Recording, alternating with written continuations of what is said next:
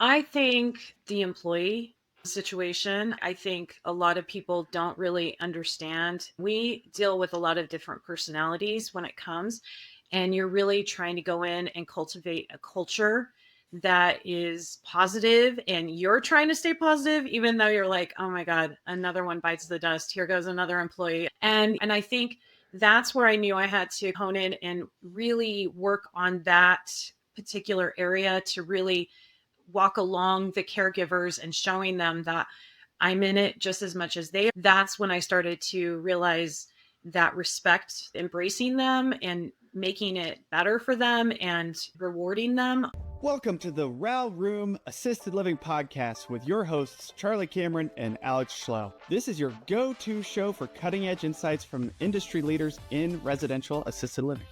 Whether you're ready to launch your own assisted living business or looking to invest in this fast-growing, high-impact sector, we are here to equip you with the tools, strategies, and confidence you need to succeed. Get ready to ride the silver tsunami and change the future of senior care. Now on to today's show. Hello, everyone. Welcome back to today's episode of the RAL Assisted Living podcast. I'm your host, Dr. Alex Schlow, and today I am thrilled to have our guest, Rachel Robertson, on the podcast. Rachel is joining us from not too far from me, actually, Fort Collins, Colorado. So glad that you're here. Rachel, do you mind giving us a brief introduction to you, where you are right now in your assisted living journey before we jump back in time to how it all started? Yeah, my name is Rachel Robertson, and I own Turnberry Place Assisted Living in Fort Collins. I actually looked at the years. I've been doing this for 19 years, running and operating my assisted living, and I'm still doing it. And now I'm actually expanding at this point and doing elevated owners, which is like an outlet for people used as a support system for people just getting into this journey, trying to ask questions. What does this look like? Just being an outlet and support and sharing the knowledge that I have with everyone. That is awesome. Thank you for what you've done for the last 19 years. Super important. And I'm sure many lives have been changed by the care that you provided, and really grateful for that. Let's talk about your journey into the world of assisted living. How'd you get started? So I basically saw what my grandma was doing back when I was in high school, and she was taking care of people in their home in her later years. And I would go with her and help her. And I thought, oh my God, you can make money doing this, taking care of people. I love it. Like I totally picked it up. And then before you know it, she was recruiting me. And then I just got into the healthcare system. I started doing home health care. I did assisted living, big assisted living, like corporate assisted living, then long-term care, and became a social service director in the long-term care setting and got a taste of it. And then before you know it, I had an opportunity to get into the assisted living world in a residential setting. And when I saw this, I thought, oh my God, this is what I see for the future. I want to see this for so many people, to run a business and take really good care of people in a smaller setting. And then just one thing led to another. And here I am 19 years later. That's amazing. So was it 19 years ago that you started Turnberry and got into the residential assisted living world? I first started off with a business partner back in 2006, and she had an assisted living in Windsor, Colorado, and she was looking for a business partner at the time. And then so I looked, and there was a residential assisted living, and when I saw that, I was like, I want in. This is it. So then I became a partner in 2007. And then so I had that business for 10 years. And then I helped a friend of mine run Turnberry for about a year before I bought Turnberry Place Assisted Living. So I bought Turnberry back in 2018. That's awesome. I want to go a little bit off script here and talk about partners for a minute. What are your thoughts on partnership, especially when getting started in assisted living? So there's good and bad. I think what you need to do with partnerships is you really need to be on the same page as far as how much are you going to be involved in the business? What does that look like? And if one of the partners is, how are you going to compensate them? What does that look like? Because sharing the responsibility is big. And the other person who's outside looking in, not exactly seeing the big picture, just looks at the numbers. And when it's all said and done, there's a lot of work involved in running the overall business and making it successful. And we were really struggling at the beginning of the year when we first got in, and she was struggling when I came in as a partner. I didn't realize how much she was struggling. And then I came in and I just knew one of us had to go in, dive deep, and really put our full effort into the business to make it successful. And I was talking to my husband, I was talking to so many colleagues in the industry, and I just knew unless you put the time and the work into the business, it just isn't going to be what you want it to be. Yeah. And that's what we did. And then, so she and I both agreed that it would be me to become the administrator of the building. And I was still working for a long-term care facility at the time because I just didn't know what the numbers were going to look like. I wanted to make sure we could pay our mortgage. It just was, there's so many unknowns, and you just wanted to make sure you had some form of financial security going into this business when the numbers were just not right. Yeah, absolutely. That's huge. And I think it's important. A lot of folks think about partnerships and what should I do? Is it beneficial? Is it not? I think the right partnership can be a huge game changer. It can be a great launching pad for success. But I think sometimes folks get caught up or set themselves up for failure if they don't look at partnerships as like a marriage, right? Like you're going to deal with all these very complicated things on the real estate side, on the business/operations side, and how are you going to structure that accordingly? And then you also need to spend a lot of time coming up with your operating agreement and figure out, okay, what happens if X, Y, or Z happens? How are we going to handle those situations? And it's hard to have those discussions, right? It's hard to have that discussion on what happens if if one of the partners were to pass away or get a divorce or no longer want to be in the business, all these things that you need to think about ahead of time, because Yes. God forbid it happens, you have a plan going forward. And I feel like a lot of times folks only look at the operating agreement when they first start an LLC and then when something bad happens. So you want to make sure that is the case and you're doing your due diligence on that. Yeah. And then 10 years in, she wanted out. So Right. then it was just like, oh my gosh, here I am. At the time, I think I was 40, 45, 44, 45. And I was like, oh my God, okay, what next? What am I going to do next? And that's when I started looking elsewhere to be like, okay, I have the skill set. I need to put it to work. Let's invest in something else. So. That's awesome. What do you think was the most surprising challenge that you faced when you were starting operating your first residential assisted living home, and how did you overcome it? I think the employee situation, I think a lot of people don't really understand. We deal with a lot of different personalities when it comes, and you're really trying to go in and cultivate a culture that is positive, and you're trying to stay positive even though you're like, "Oh my God, another one bites the dust. Here goes another employee, another employee." And I think that's where I knew I had to hone in and really work on that particular area to really walk along the caregivers and showing them that I'm in it just as much as they are. And I think when they started seeing, oh my gosh, Rachel will do all these things that we're doing, that's when I started to realize that respect, that level of respect I started getting, and then really embracing them and making it better for them and rewarding them. Oh my gosh, that goes a long way. And then before you're developing this level of trust with these people, and they're going to do anything for you, they're going to bend over backwards to help you fill these shifts. But yeah, the staffing, I think for anybody, is just an eye-opening experience when you get into this business and you're thinking, oh my gosh, am I going to get through this? And you still have to Yeah. stay positive. You have to be the positive person. Absolutely. I was going to ask you a little bit more about staffing later on, but let's go ahead and Yeah. pull that thread now. What are some things that you've learned from a staffing perspective? How do you find, hire, and retain good caregivers? So I believe, and you have to know about them as people. I think if you really start asking them questions, personal questions about their family, and then you're reaching out to them and really getting to know them on a different level. And then I know about their children. I know about their hobbies. I know about their likes, their dislikes. I know about the places they love to go eat. I think you just put all those things into, plug them in, and then reach out to them and just start developing those relationships with them. And I know a lot of people, the money is huge for a lot of staff, and people have left. Rachel, I got a better opportunity. I went to this location. I'm like, you know what? I want what's best for you. I always leave that open for them. But if for any reason you want to come back and work for me, come back. And I can't tell you how many people it wasn't exactly greener, going elsewhere.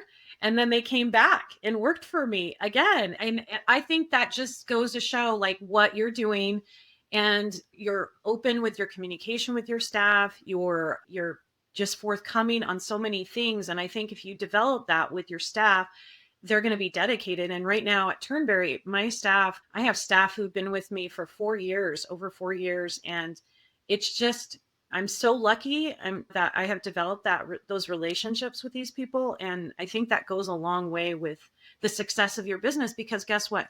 They promote the business for you. When you're not there, they're the ones. I do tours all the time and they're like, Rachel's the best. We just love working for Rachel. And I'm like, I didn't pay them. I promise you, I didn't pay them. You just think about some of these things and you get almost embarrassed, but at the same time, that's what families want to hear when they come in, like how satisfied, because they know their loved ones are going to take care of them if those people are happy. And I want to make sure my staff are happy. Absolutely. That is huge. Has there been any non-monetary compensation that you found has been helpful, or rewards, as you mentioned before, anything that you found has been beneficial? Yes. I feel like I have taken my stuff out we did axe throwing one day. It's still monetary. Those are still things, but I feel Sure. like taking them out of the business a little bit and seeing them in a different light and letting them go, doing fun things. We did comedy night one night. So we went out to dinner, all of those things. When my staff have been sick and they were taking care of a family member, I brought in meals for them just to help them. This year I'm really hoping to have a one-on-one, take them out to a meal and just have that quality time, because sometimes when you're working, you're just pulled in all these different directions taking care of people. Whereas now it's okay, away from the business, and let's really talk. Let's talk and just get to know each other, and just developing that relationship on a different level. And it really helps. And I think they see that I'm actually a real person, that it's not all business, that I do have a family, I do have a life outside of work. And I know that too. If there's one thing I tell my staff every time I hired them is, I love to travel, I love to get out, but it's not all about work. It's all Mhm. about what you can do outside of work, like working, having money, and doing whatever you want to do that gives you your best life. That's really what it's about. Running a residential memory care home is not just a calling, it's a maze of licensure, paperwork, zoning regulations, and day to day challenges that can feel overwhelming. That's why so many successful operators partner with Legato Living franchise. Legato Living does more than just help you open a home. They help you open it the right way so you can stay focused on what matters, providing exceptional care to those living with dementia. And once your doors are open, it can get lonely at the top. As a Legato Living franchisee, you are never on your own. Legato Living offers ongoing operational support, from staff training and owner conferences to systems, cultures, and quality assurance, because a home is only as good as its operator, and great operators deserve a great partner. If you're ready to open a residential memory care home that truly makes a difference, visit Legato Living and start with confidence today. I love that. Yeah, I think building those relationships and building that culture is so important. You can teach the caregiving piece. You can teach folks how to provide care for seniors, but if that culture is not there, if they're not a good culture fit, you're just going to continue to have that revolving door of staff. And so I think that is huge. Thanks for sharing that, Rachel. Yeah. Let's jump back a little bit to so let's talk about Turnberry. Let's talk about Okay. that. What did Sure. Turnberry look like in terms of getting started with that project? And then we'll talk a little bit more about what sets you up for success. I was pretty fortunate when I took over Turnberry because it was already a turnkey building. Okay. If there's something it's automatic, it's generating revenue right away. There is something good about just taking over an existing business. It just helps. And then you take over the culture. I just think that in general, taking over Turnberry really was already running really well. It was just more about fine tuning the processes, looking at the rules and regulations, trying to implement all your different protocols, operating what operations, what does that look like, making sure your staff are trained with what's happening. And then now starting to develop relationships with your families and try as they're coming in and allowing them to understand what your processes are and to start trusting you. And what does that look like? And I think one thing that I have stressed to my families and my staff is the level of transparency. That is super important. I feel like even for any little thing that happens with their family member, because you know what? They know we're humans and we are going to make mistakes. We're going to have errors. And I always tell them, I know it might be a little thing, but I'm just going to call you anyway to let you know that this happened. And that way we can move forward with it. And so there's no unexpected surprises. And I think that really is what I wanted to do to set the tone for a positive and a really successful business. That's amazing. Yeah, I think that integrity is so key, especially in this business. Anytime we're caring for others, it's really important to have that open communication, have that integrity, be willing to admit if there is some sort of failure instead of trying to cover things up. And we certainly talk about it a lot in the medical world of what these potential near misses are and the impact that may have. So you bought Turnberry Turnkey, how did you come across the business? And if you're willing to share any numbers, what did that look like? Otherwise, no worries there. Okay. A colleague of mine, a good friend of mine, she's a nurse practitioner, and she was she was thinking about next steps for herself. And she was like, Rachel, maybe you should buy it. Because, like, I was coming in and I was helping her for a year before she decided to finally just move out of the assisted living world. And so I started I went and I worked with the Small Business Development Center and started talking about numbers. We started looking at an SBA loan to see, because I did have the experience and I did have a down payment at this point with the sale of Bright Assisted Living. That was my previous business. And so it was at that point that I was looking at, okay, let's see what we can do. What kind of numbers can we come up with? And then at the time, the market was good, right? It was good. And so the business and the sale, I think it just depends on the beds and what the revenue is coming in at. And I think when it was all said and done, it was almost around 700,000. And that was a really good price at that time. Where it is now with anybody, if you're looking at any building, you have to look at what that cost is and what that overhead is going to be, and then what the price is. What is that going to look like with hiring, supporting your staff financially? What does that number look like with your residents? How much are you going to charge? There's just so much. You just look at all these numbers. This is a whole nother conversation. But when it was all said and done, it was the right move financially, and I'm so glad we did it. And now I have this beautiful property off the golf course in Fort Collins, and the residents get to enjoy it, and the deer come. So it really was a great investment at the time. I love that. How many beds is Turnberry? I'm licensed for eight. License for 8. Awesome. Yeah. Awesome. What were, I guess, a common challenge that folks have is getting and or staying fully occupied with great residents. What's been a key to success for you when it comes to finding residents for your home? My other families, all my families who I have taken care of. I remember I was on Nextdoor, I believe, and I had just posted I had a room available, and two families who their parents had either had passed or no longer there, they just came to bat and they were just like, Rachel is amazing. You're going to get great care. And I was like, yeah, oh my God, this is amazing. This is so cool. I think they see it, and then that's where you get your reviews, especially when you just reach out to a family and you've experienced all that, you've been able to push them through the end of life. We try to help navigate that as much as we can and make it as successful. And our families see that, and they're really the ones who market it for us. I do have a great website. I'm not going to lie. My website has brought in a lot of traffic. I know I'm big into social media. That has also helped. I think that I don't know what the SEOs and all that stands but I do know that has a big impact. The more you're in there, it drives more traffic to your website. And that's what I usually ask people when they're calling. So I think that really goes a long way. And then really community interacting with some of your community partners. Like we have this great program, Dementia Together.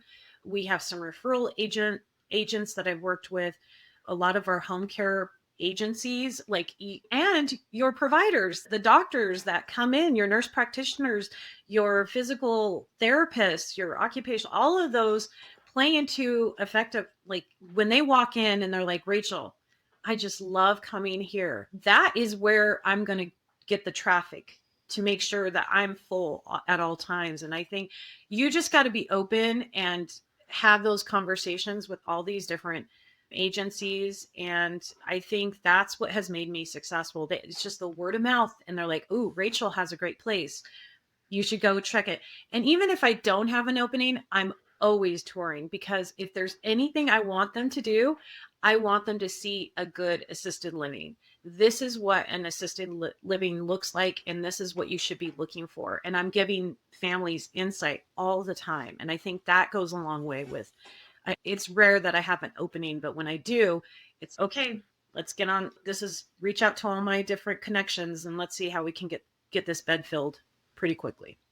That's amazing. Yes, you dropped some knowledge bombs there for sure. That's the first time I had heard Nextdoor being mentioned, and that is a great idea to post on Nextdoor because that's very neighborhood specific. Yep. And what a cool way to see families coming to bat for you. And those word of mouth referrals are massive. It blows my mind the number of kind of mom and pop operators who don't have websites, who have no social media page, nothing, and they wonder why they don't get as much marketing benefit and get as many residents. Those are key, almost free ways to generate a good bit of traffic, and it's worth putting your time and energy in to have a really good website and a Google My Business page and Facebook and plus or minus Instagram. There's a lot of different ways to extend your reach so that you can build up a wait list, which is really important to make sure you're staying occupied.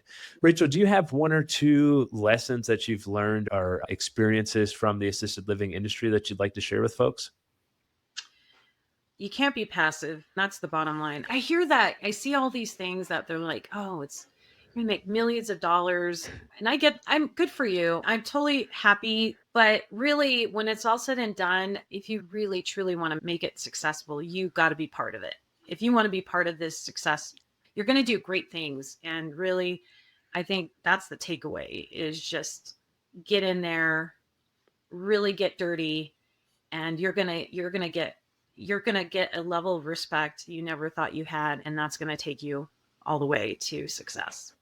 I love that. Yeah, it is an incredible amount of work to own and operate a residential assisted living home, and really grateful for everybody who does that, all the caregivers, all the team. It's a relationship business through and through, all the way from residents to caregivers to referral partners. It just really is. What is something you do differently if you had to start over today? I would definitely look at numbers. I think when I got into this, I was blinded by thinking I was going to make thousands of dollars. And then the reality happened. And then I was like, oh, okay, we're poor for a while. But yeah, I think the processes, one thing, I think you need to put a support system in place too. I think that's huge, especially people who are in this industry. I think it goes a long way. You just need that one person you can connect with or call. How do you do this? Or what does this look like? Or elevated owners, come to my website. You can join us. And I'd be happy to be part of that mentoring program for anybody in the assisted living world. But I do think it goes a long way with setting those up to making sure that you can be successful long term and not burn out, because so many people, you're going to put in a lot of hours, but you got to figure out how to manage that. And because if you think you don't want to delegate, that is the biggest mistake any of us have made is, no, I can do it. It's me. It's only me. But no, you really have to have a team that surrounds you to support you. And that way you're not alone and that you don't get burned out, because I know that is the biggest thing. I know at the beginning, I was like, go do work this job and run my assisted living. And I seriously was coming from a night shift from another business, going into my business. And I'm like, I'll sleep later. Oh no, you're going to burn out before you know it. And I think that is one of those things that I wish I would have known and done a little bit more delegating earlier in my That's years. great. Yeah, I love the 3 Ds: demonstrate, document, delegate. I think really important and going to help you optimize your system and optimize your team and make sure you have the right people doing the right things. I think Yeah. that's really important. Rachel, what are some of the biggest trends that you're seeing in the assisted living industry right now, specifically in the residential sector? When you say trends, are you thinking, tell me, what are you thinking Yeah, with trends? anything. Are you seeing any specific trends with technology or with Oh, operations yeah. or, yeah, what are you seeing in the space? I think that is huge. Technology, AI, oh my gosh, that is a game changer in our world. I'm also I'm at the state level with assisted living. And one thing we have pushed is technology and trying to streamline your processes a little bit better. I know EMARs, some of these different tools that I think people are afraid, and I don't want you to, I think people just need to dive into it. I know when I've learned something new, I just go and I start going to education meetings, or I'll go to some of these conferences that are supporting or introducing some of these new technologies to our businesses. And it doesn't even have to be assisted living, it could be any type of business. And I think doesn't that help with our brains anyway? If we look all of us do not want to get some form of memory loss in our life. And I think if we keep challenging ourselves every day, especially learning new processes, I think that can only improve our lives as well. And it challenges us. And I'm like, oh, this is another challenge, another setup, another opportunity to learn something new. And so I know some of these programs have just been a game changer for me in streamlining some of my processes a little bit easier. And so, yeah, I think that's the trend that I'm seeing, that us go and making sure that we're promoting our websites and social media. There's just so many things out there that we can Yeah. tap into. Yeah, absolutely. Are there any specific tools that you recommend folks utilize? Yeah, I would definitely, if you haven't tried out ChatGPT, I would definitely be tapping into that. I don't know Yeah. if you guys have talked about this on this podcast, but I hate to admit this, but I have not. 2026, I always feel like you got to give yourself some goals. And one of the goals is moving to EMAR. And I know my staff have said, Rachel, we need to do something. And I still am paper. I cannot believe it. But I only also manage 8 people, which has not been hard to manage. Yeah. But I do like the idea of streamlining all the medical records and having access to the physicians, being able to fax information. I do use a lot of Google Drive. I love Google Drive to store some of our documents as well. I'm not sure if exactly it's secured. I do know Google is very prevalent in our world, and it's just nice to share those plan of cares with our families. But having some sort of system like an EMAR of some type of company that provides that service, I think it helps, because then they do have the protections and the oversight that you need to making sure that your systems are protected, you know? Yeah, absolutely. Yeah, I we use AI all the time. I use it all the time in my practice as well as a family med doc. It really helps with documentation, and it's really given me more time with the patient to build that relationship. And I think certainly a place for it in the assisted living world. We recently had Alchemy, which is an EMR platform, come and talk to the RAL Room Mastermind. Really cool platform. I think a lot of these EMR companies are starting to integrate more AI into the electronic medical record. So it's just really helping to streamline documentation and the ability to share those records if needed with medical providers, all those sorts of things. So really cool opportunities coming forward from an EMR perspective in technology space. So really excited to see that. I love that. For folks who are listening, they're on the fence about getting started in residential assisted living. What would you say to them? Be ready to work. If you want to be successful, you're definitely going to have to work at it, and do it because you love it.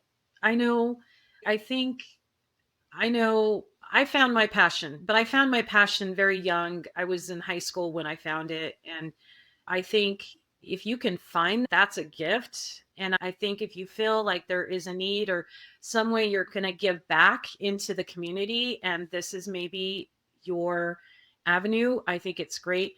But also consider the numbers. The numbers are going to be huge. You don't want to get into a building that is millions of dollars, and then you still have the overhead, and you have to still go through your rules and regulations at the state level to try to get the licensing that you need to run these businesses.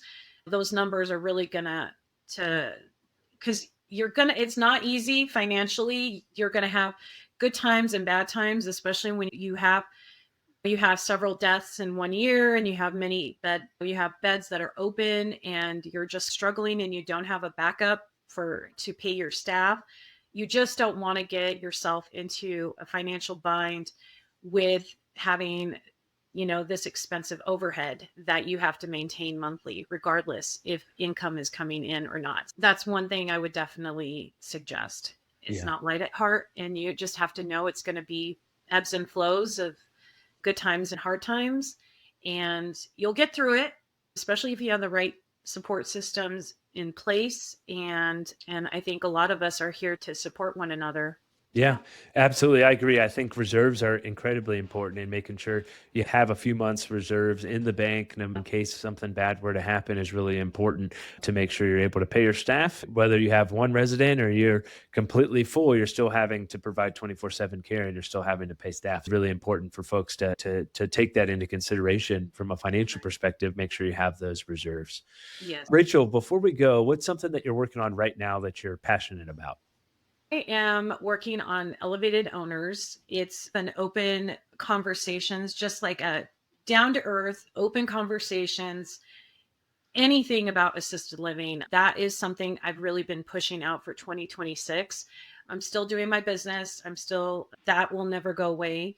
But at the same time, I'm trying to push out and share the knowledge that I know. And it's pretty exciting because I really want to be an outlet for people in the assisted living industry. And I think this is a great next step to share what I know, because I don't want people going into this blinded. There's a lot of systems and processes that I have tapped into that I've learned over the 19 years that I've been doing this, and I am ready to share it. And so that's what I'm doing in 2026. And it's pretty exciting. I'm super excited to do this next step. That is exciting. That's awesome. Well, thank you for sharing all your knowledge and wisdom with us today. How can listeners learn more from you and reach out to you? So just reach out to me. You can go to my website to elevatedowners.com. You could look at my business, Turnberry Place Assisted Living.com. You could email me at Rachel Robertson at elevatedowners.com. There's a lot of different ways. So please just connect with me. I'm happy to connect and share and elevate your assisted living. That is awesome. I love it. I was just looking at your website as you were mentioning it earlier, and it is a fantastic website. So folks, take a look at that. That's a great model of a website to check out for Turnberry Place Assisted Living in Fort Collins. Rachel, this has been awesome. Thank you so much for joining us today and sharing your insights on the RAL Assisted Living podcast. It's been a pleasure learning from your experience. And next time I'm up in Fort Collins, I'm going to come by and say hi. Would love it. Awesome. All right. Thank you so much for having me. I really appreciate it. Anytime. Take care. You too. Bye. Thank you for tuning in to the RAL Assisted Living podcast. We hope you found today's episode insightful. If you enjoyed it, make sure to leave us a raving 5-star review. And a quick review helps more listeners find the show and more seniors get the exceptional care they deserve. And don't forget to subscribe so you never miss an episode. And just so you know, we have prepared some free resources for you to help you succeed in residential assisted living in addition to this podcast. Head over to theralroom.com, that is the RAL room.com, to download our free 10-step guide to launch your first or next residential assisted living home, or our 10 reasons to passively invest in residential assisted living ebooks. And if you're ready to take the next step and make real moves in the RAL industry, join us in the RAL Room Mastermind. It is an exclusive community where we deep dive into everything you need to launch and grow your own residential assisted living business. You'll get access to recorded courses, live calls with industry experts, a RAL calculator, resources and tools, like-minded entrepreneurs, funding opportunities, and an expert networking community to help you along your journey. Be sure to join us next time on the RAL Room podcast as we continue to explore the world of residential assisted living with more great guests. See you then.